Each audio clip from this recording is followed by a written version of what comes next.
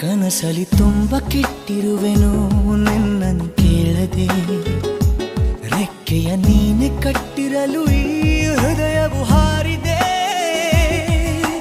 ನನ್ನ ಕೌತುಕ ಒಂದೊಂದೇ ಹೇಳಬೇಕು, ಆಲಿಸುವಾಗ ನೋಡು ನನ್ನನ್ನೇ ಸಾಕು. ಸಹವಾಸ ದೋಷದಿಂದ ಸರಿ ಹೋಗಬಹುದೇ ನಾನು, ನನಗಾಗಿಯೇ ಕಾದಿಟ್ಟುಕೋ ಹಠವೊಂದನು.